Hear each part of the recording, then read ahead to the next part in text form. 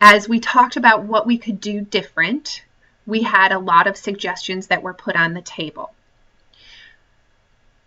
At the meeting, it was the school superintendent, the assistant superintendent of curriculum and instruction, the director of ELA, math, and myself, the director of MTSS and AIG, as well as the director of Title I services, and the administrators from the middle school and high school. We felt it was important that we had cross-communication between the middle school and the high school, as any supports that we put in place at the middle school will ultimately impact the results that are seen at the high school. And we wanted their input in terms of what they were seeing when the students came to them.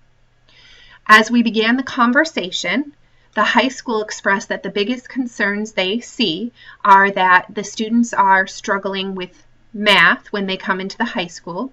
including students who were in the Math 1 in 8th grade and were taking Math 2 at the high school. When we began to talk about the data that we were seeing, we had some hypotheses as to why that might be occurring. We felt that it was perhaps a result of the students receiving a slower pace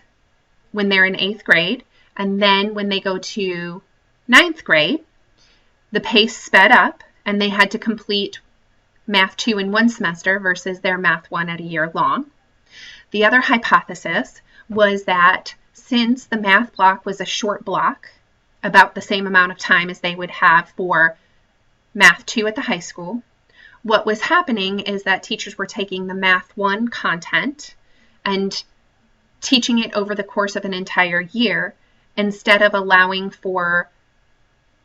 that extended 1-year period to be a time where they taught the standards of 8th grade math as well as the standards from Math 1. When we looked at the data for Math 2 for our students who had been 100% successful with Math 1, as our county was pretty close to 100% proficiency in 8th grade, we began to realize that it likely was that the students were not getting taught all of the underlying skills that they needed to be taught in order to be successful in Math 2. And we decided that the only way that that could change would be if we extended our math block, because it was not just those kids who were in Math 2 that were struggling, but it was also the students that were coming up to the high school and taking Math 1. And if we extended